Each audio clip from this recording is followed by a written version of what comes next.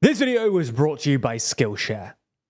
Today, the Austrian government sues its own minister, warning shots are fired on the Korean border, and Mark Rutte looks to clinch NATO's top job. From TLDR News, this is your daily briefing for Tuesday the 18th of June, 2024. After considerable political deadlock, the EU finally passed its contentious nature restoration bill. And all it took was a rogue Austrian environment minister to approve the law, get sued by our own country, and possibly lose her job in the process. Let's rewind though. The Nature Restoration Plan is part of the EU's European Green Deal, but it's being protested by right-wing political parties and by farmers who've argued that many environmental laws were harming their livelihoods and strangling them with red tape. The nature law had previously been blocked by Austria's government, but yesterday, Austria's Green Party Environment Minister Lyon voted in favour of the law. And ultimately, this saw the law finally being adopted in the European Council by a narrow margin. The vote on the nature restoration law has been equally divisive in the European Parliament too, with it only passing by about 30 votes back in February.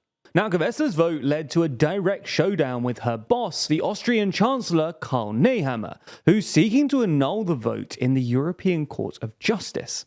Nehammer said in a letter to Belgium, which currently holds the EU's rotating presidency, that Climate Minister Gewessler's position had not been approved by Vienna, and her vote was unlawful. However, the Belgian government has confirmed that Gewessler's vote is binding and that the law has passed. As a result, Nehammer's Conservatives have said that they'll be filing criminal charges against Gewessler for the abuse of office. Now, abuse of office is a key charge in Austrian corruption law and carries a term of 6 months to 5 years, extended to 10 years when the inflicted damage exceeds €50,000. Now, Gewessler hit back saying that she wasn't concerned with the lawsuit and said that she's received extensive legal advice on the matter. Austria's public prosecutor must now decide whether to take up the case and seek a judgment before the courts.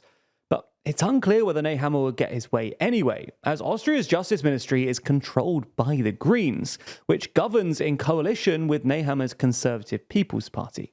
This dispute in Vienna exposes a deepening rift in Austria's coalition government ahead of the national elections set for September 29th.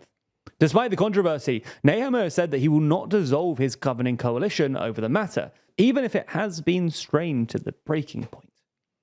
There's more on the way, but remember to subscribe and ring the bell for more daily briefing tomorrow. Plus, if you want to support the channel, like Berry Fun Channel, then you can consider joining the new TLDR membership program for just $1.99. European Commission President Ursula von der Leyen has reportedly been delaying the release of an official EU report criticising the Italian government for eroding media freedoms, while she seeks Giorgia Meloni's support for a second term as Commission President.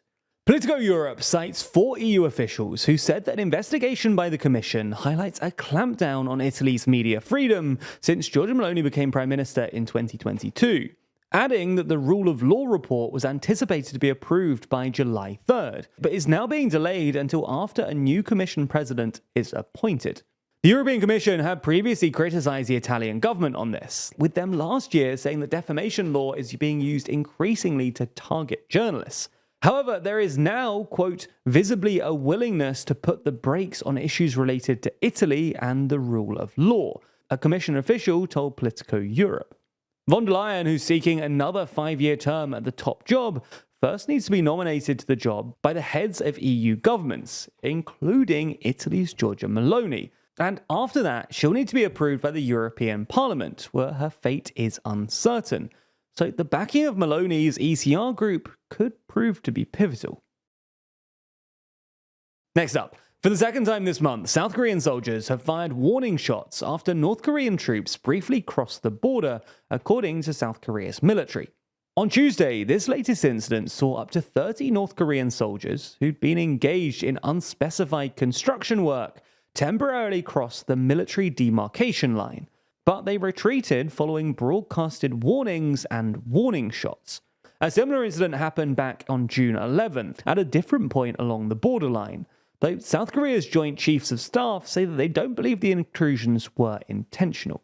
That being said, there has been an observed increase in North Korean construction work along the northern side of the heavily militarized border, with North Korea installing things like anti-tank barriers, reinforcing roads, and planting landmines. In fact, there have been several explosions caused by landmines that have killed or injured a number of North Korean soldiers, according to the South Korean military, which says that the work has continued nevertheless and might be aimed at making it harder for North Korean defectors to escape across the border.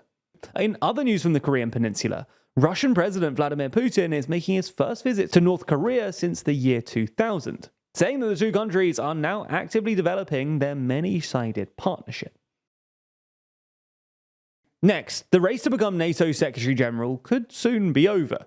The current favourite and Dutch Prime Minister Mark Rutte is backed by 29 out of the 32 NATO members to become the next NATO Secretary General, but he's had his path blocked by Hungary's Prime Minister Viktor Orban, at least until now. At an EU leaders' dinner in Brussels last night, Rutte has apparently promised to give Orban an opt-out of NATO activities supporting Ukraine if he received Hungary's vote.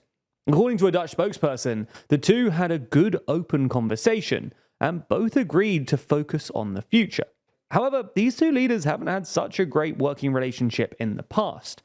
Rutte and Orban have clashed many times, with Rutte criticizing Hungary's judicial reforms and Orban's conservative hardline views on homosexuality. Now though, it looks like Rutte has changed his tone and is trying to win over Orban's favour, and it could very well work.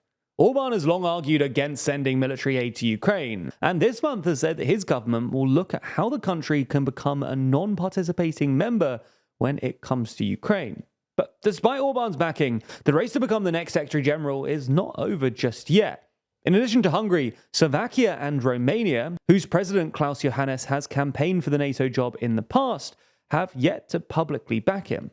So Rutte still has a few more obstacles to overcome before he can secure NATO's top job. And finally, in some uplifting news, Thailand has taken one of the last remaining steps to become the first country in Southeast Asia to legalize same-sex marriage, after the Thai Senate overwhelmingly approved an equal marriage bill on Tuesday, with 130 votes in favour and just 4 against. Now, the bill still needs to receive royal assent from the king, but this is more of a formality and is widely expected to be granted. It will then come into effect 120 days after its publication in the Royal Gazette. And at that point, Thailand will be the first Southeast Asian nation to have legalized same-sex marriage, and only the third in Asia, after Taiwan in 2019 and Nepal in 2023. A week or so ago, we announced that we're working on a physical magazine which dives deep into the upcoming UK general election. But it turns out that designing a magazine isn't all that easy. So I headed to Skillshare to take a look through some of their design courses, including the incredibly helpful course, How to Design a Magazine and Learn InDesign, which helped me to, do both things. This means that unlike when I tried to learn InDesign for another never-released project a few years ago, I was guided through the process quickly and efficiently. And this time, the project will actually see the light of day, thanks to Skillshare's incredibly easy-to-follow guides. It's not just that either. You likely already know that Skillshare is the largest online learning community for creatives, with thousands of classes led by industry experts across film, illustration, design, freelance, and more. But Skillshare can also help take your career or side hustle to the next level, with hundreds of career-focused classes too. That's courses on everything from how to start a business to maximizing your workflow, or even how to grow in e-commerce, another course that I used when building the website that sells the magazine. And the best news is that the first 500 people to use the link in the description will receive a 1-month free trial of Skillshare. So get started today.